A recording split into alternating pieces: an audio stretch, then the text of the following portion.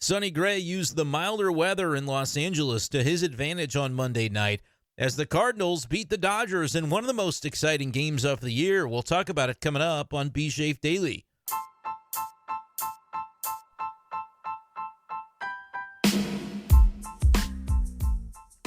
What's going on, everyone, and welcome into this edition of B-Schaeff Daily. Brenden Schaeffer with you. It is Tuesday, August 5th, 2025. As the Cardinals, well, since we last spoke, of course, they've shaken things up at the trade deadline. I believe my last episode was after the Ryan Helsley trade, and then I went to San Francisco for the weekend. The Cardinals continued on their path of selling off for the rest of the deadline. Phil Maton, Steven Matz being moved. And then the Cardinals kind of laid an egg against the San Diego Padres, but they started the series in Los Angeles last night, Monday night, and they played pretty well. You didn't expect to score a bunch of runs necessarily against Tyler Glasnow. He's one of the better pitchers in the league, and they didn't. They also weren't able to force him from the game particularly early, but Sonny Gray matched him, and the Cardinals and Dodgers had a battle of the bullpens in the late innings of that game last night, and it was exciting baseball. I got to say, I mean, relative to where the Cardinals are right now in the standings, which is not a great place to be, they're back up to 500 after the win last night.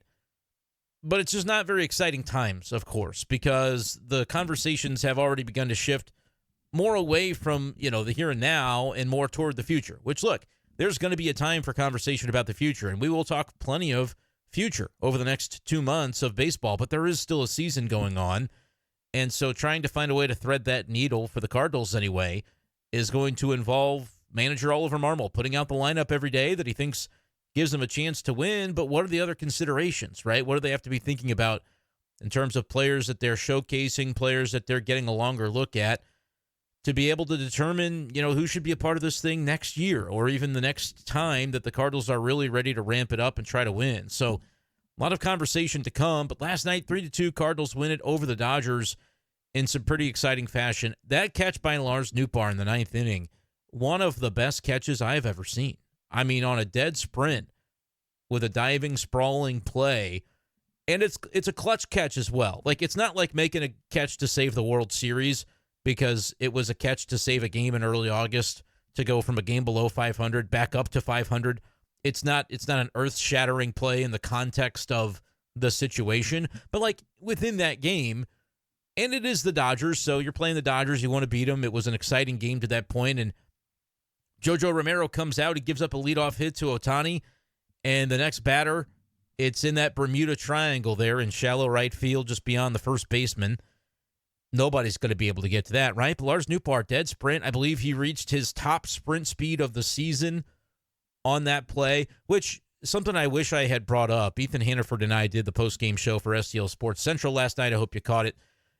He mentioned that it was his top sprint speed, and that is impressive. I guess it's, again, all about the context. It should be fair to mention that how many plays are there in a given season that Lars Nootbaar has had to truly get on his horse like that, dead sprint to a spot. Normally when you're in the outfield, you're not traveling whatever it was, 116 feet to make a play. So it stands to reason that his longest gallop would also be one of his fastest. But he was able to get to that top speed and just in the nick of time slide and make the play. And if he hadn't done so, I think the ball might have squirted it away. Ohtani probably goes first to third, and you're in a whole world of trouble in that game. So credit to Nootbaar for the play defensively.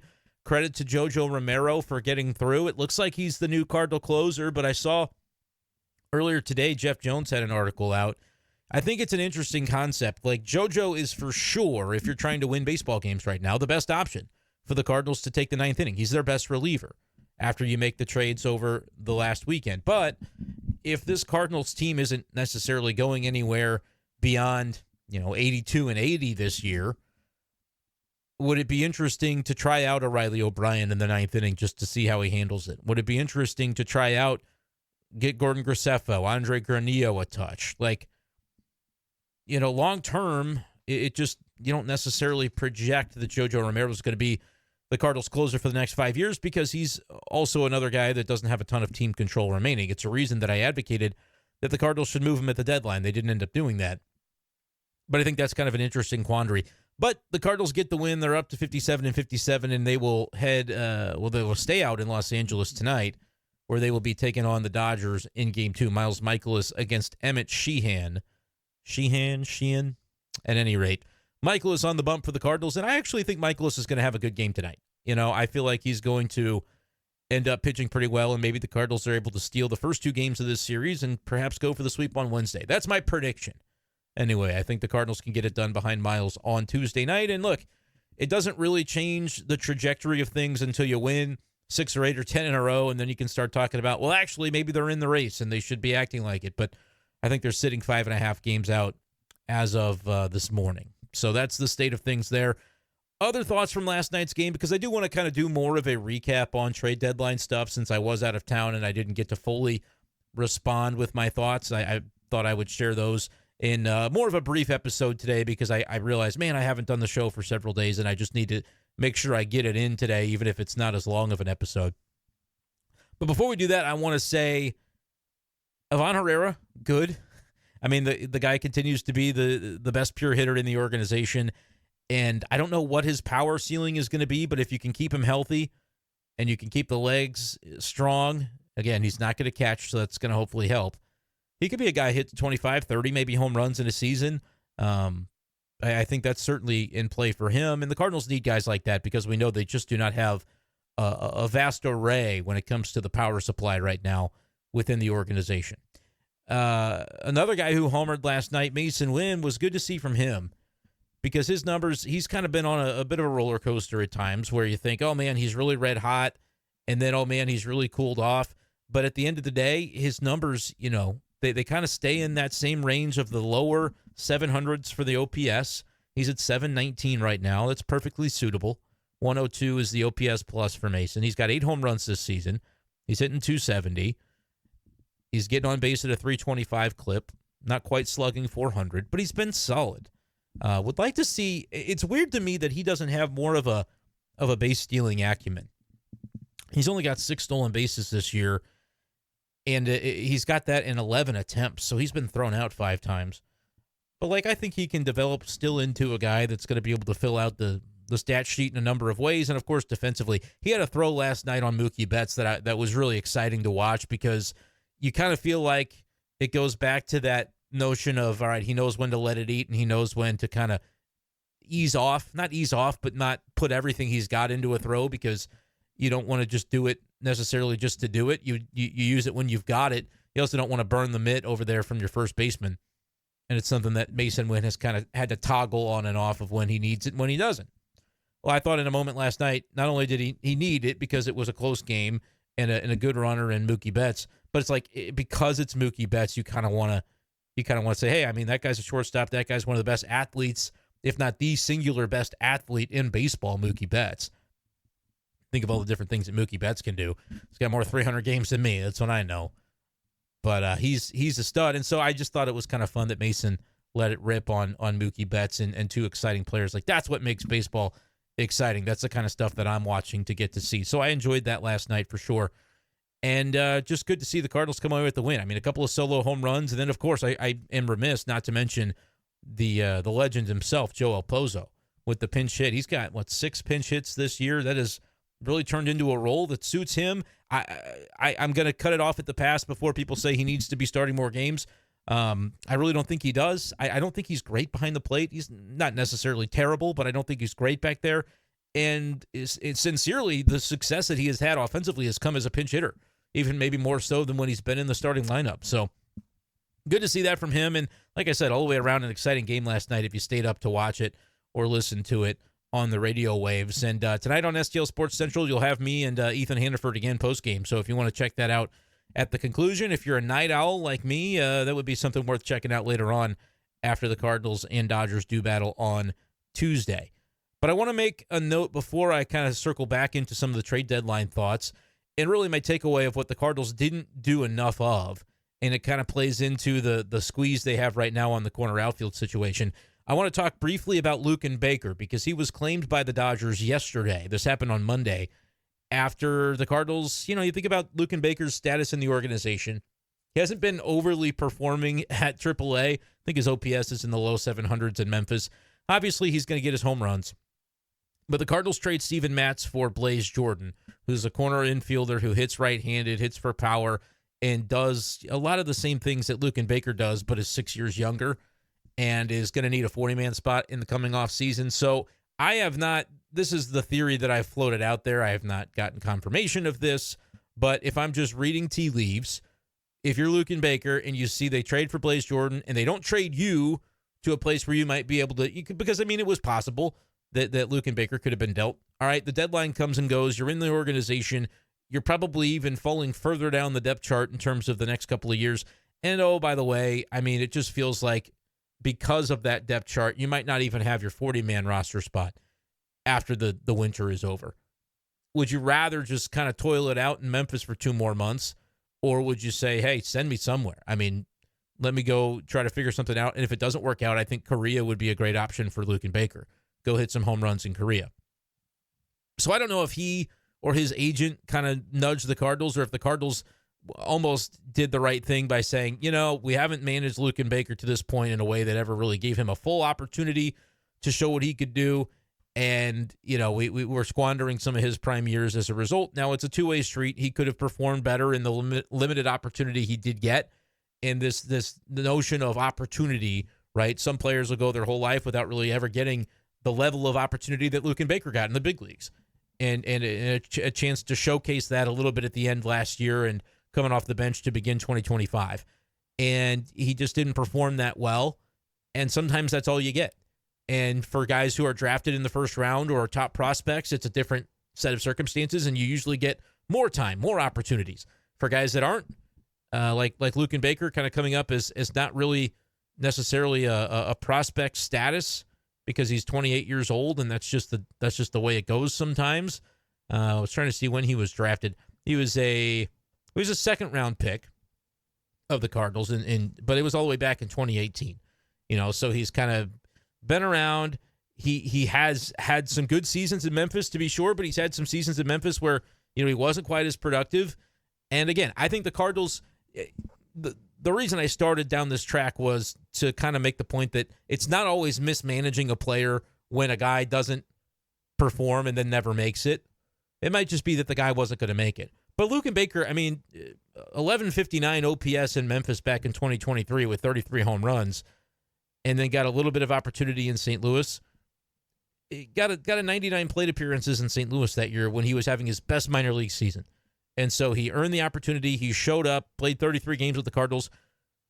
It's not a charity. It's a performance business. And so I would say that Luken Baker, over the course of his Cardinals career through the last 3 seasons, had 73 games, 189 plate appearances, and the OPS 655, and didn't really hit the home runs the way that he needed to justify his spot. I mean, 4 home runs and 189 plate appearances is like maybe a pace for 15 homers in a season with a 200 batting average. So I like Luken Baker, but it's not one of those cases where, oh my gosh, the Cardinals squandered him. But at a certain point, could they have maximized his value when he's raking in AAA? And that could be a year that they trade him for something. Or, you know what I mean? Like, I'm not saying that threading that needle of knowing just how good is, I didn't say that right, just how good a guy is, and then not fearing that he's going to show you even more after you get rid of him, like being able to identify the true talent level of a player and what you can get out of him. Anytime the perception of the league is that a guy is better than you think he is, you should trade that player. I just don't think the Cardinals have been very good at that. But I don't know that Luken is an excellent example of this because, again, when he had his best minor league season, they did at least give him 100 plate appearances later on in that campaign of 2023. And, he just never really did put it together. Interesting, though, that the Dodgers, I mean, they're one of the best teams in the league. They say, hey, good enough for us. I think that's kind of interesting. And it's interesting, though, from the trade value perspective. I saw it said, hey, he's going to be somebody that, the Cardinals should have traded. Why couldn't they get something for him? Surely somebody would have traded for him. Well, like I said, maybe 2 years ago when he was raking in AAA, somebody could have taken a flyer on him. Maybe there was a point in time last year. Who knows? But this year, what we do know is that the Cardinals placed him on waivers, and he was not claimed until it got to the Dodgers, which is like the very end of the line because they have one of the best records in the league. I don't know if they have the best record, but they're up there, and it's a reverse order of record is the way that the waivers work. And so almost all the teams in baseball said no thanks to having him for free on their 40-man roster. And so, no, the Cardinals could not have gotten trade value for him. Just to be clear about that, we can sometimes say things, but it doesn't always make them true. And in this case, he just didn't seem to have any trade value. But I think whether his agent asked out or the Cardinals just said, we have Blaze Jordan, we're going to do the right thing and say, Luken, you're not going to get a chance in the big leagues with us this year. And so we're going to put you on waivers and maybe somebody picks you up that'll look at you. And hey, he's one Freddie Freeman injury away from maybe being on that bench and having a moment in the postseason. I'm sure he wouldn't necessarily be starting for the Dodgers, but they put him on the 40-man for a reason, because they are now planning to say, hey, let's shore our roster up for October and make sure that we've got depth behind our main guys, and maybe Luken Baker can be somebody that factors in for them. I think that would be a lot of fun. Maybe they can get more out of him than what the Cardinals got, but nevertheless, that's the state of things when it comes to Luken Baker. And then, as I said, I wanted to talk a little bit about the trade deadline. Look, I think John Mozeliak had a deadline of doing the bare minimum, trading away the expiring contracts, and getting whatever you could for them. But it's once again another trade deadline where the Cardinals were not able to go beyond that. It was kind of like the 2023 deadline. But in this case, I think you had even more of a clarity to what the glut is on your roster in terms of the left-handed hitting outfield bats. Guys like Lars Nootbaar. You can throw Gorman in that conversation too because of the fact that Donnie can float from infield to outfield. You've got those guys. You've got Herrera that you're now trying to plug into the outfield. I know he's not a lefty bat. But you got Burleson in the outfield that it seems like Oliver Marmol says he's not part of this conversation of a rotisserie. He's going to be in there every day. And it's just like you don't have enough spots to see more about all the guys in August and September that you want to see. And it's led to Jordan Walker being on the bench the last couple of days. And I don't know if that's a case of he's got an injury or something behind the scenes. I've talked a lot about when we see lineups to not overreact because there might be reasons that guys aren't in there. Gorman and Walker have kind of been low on the radar the last couple of days, and there could be a reason for that. But also, I think with Katie Wu coming out with an article talking about this exact rotation and the way it's going to work in the corner outfield tells me that maybe there's not an injury, because if there was, that would have been the explanation instead of this big story that she wrote kind of outlining what Oliver Marmol and the Cardinals think about who's going to be getting the opportunities in the corner outfield. That tells me that it's not necessarily health-wise that guys like Walker here haven't been in there, although he's been injured at times. Gorman has had the back that he's dealt with. I don't really understand Sajacy being in there over Gorman because they don't need to find out about Sajacy this year. They need to find out about Gorman. But at the same time, your manager is the guy that's trying to win as many games as possible, continue to make a good impression. Although it was mentioned this morning on the Randy Carricker show by Randy that, Chaim Bloom probably already knows what he wants to do with the manager spot for 2026. If he wants to keep Oliver Marmol around or if he doesn't, that decision, it's not that it's been finalized, but I think in his head he probably has some idea of the direction. And if he wants to get his guy in there, then maybe that's what he's going to do. And if he doesn't want to get his guy in there because Ollie Marmol is his guy, then great. But it's like those are things that he might already have some level of awareness of. And so kind of outlining the way that that's all going to play out is interesting. But what Oliver Marmol is charged with doing is like putting his best foot forward, trying to keep this clubhouse together in times where it could be difficult to do so because of the fact that they've traded away half of their bullpen, and it's the good half, by the way, that they traded. JoJo's still there, but a lot of the other guys are unproven. And so that kind of makes things a little bit complicated. How are you going to win a bunch of games doing that? Also, we want you to kind of identify and give some run to certain guys that maybe our executives in our front office needs to know more about so that they can decide what to do in the offseason. But the current executives, John Mozeliak, who handled the deadline, isn't the same as the guy that's going to be in charge a couple of months from now when they're working through the offseason to try to figure out the way forward. And so that makes things even more complicated with Oliver Marmol kind of in the middle trying to do his best, like I said, put his best foot forward so that when push comes to shove, it ends up being a productive finish to the season for him, and he can look Chaim Bloom in the eye and say, hey, I'm still the man for this organization, and try to make his best possible impression with that. That's what bothers me about the deadline, because I think that there was a moment, like if the reports were accurate about the Cardinals getting all these calls about left-handed bats, the Cardinals probably could have cleared up some of this glut so we wouldn't be looking at Jordan Walker and Nolan Gorman on the bench more times than not. Ultimately, I don't know what the perfect solution is for Oliver Marmol and how he should handle it moving forward. I'd like to see more Gorman. I'd like to see more Walker. The Gorman one's easy. I wouldn't start Sajacy. I just don't think it should be a priority at this point in time. Figure out what you've got in Gorman, give him runway if he's healthy, and then Chaim Bloom can decide how to handle that in the offseason. Walker's tougher, though, because if you're giving outfield at-bats to Herrera, I do believe Nootbaar is worthy of playing for the same reasons. Find out what he is. I think we kind of know what he is, but allow him to showcase more of that, and maybe it's to help his trade value. Maybe it's to keep him around if things really go in a good direction. But you kind of can look at it that way. You've got Walker that you're also wanting to mix in, and Alec Burleson is said to be an everyday guy. So there's a lot that has to be figured out, and unfortunately, I don't think the front office did their manager any favors, or really the team necessarily either, in the way that they managed this deadline for a lack of finding some answers and clarity. I'm kind of putting it all on Chaim Bloom's plate as Mozeliak seemed to do, where, hey, in the offseason, you can kind of decide who to keep and who to cut, which does give him maximum flexibility. But does it maximize the trade value that they might have had while they were getting knocks on their door for left-handed bats? That remains to be seen in the way that those situations resolve themselves and who the Cardinals ultimately decide to be moving forward with. But that's going to do it for this edition of the show. Appreciate you guys for tuning in and sticking with me. I'll have regular episodes still throughout August, and hopefully more of a regular basis. Just when I went out of town, that ended up kind of sliding by the wayside for a little bit. But appreciate you guys for tuning in, and we'll talk to you next time on B-Schaeff Daily. Peace.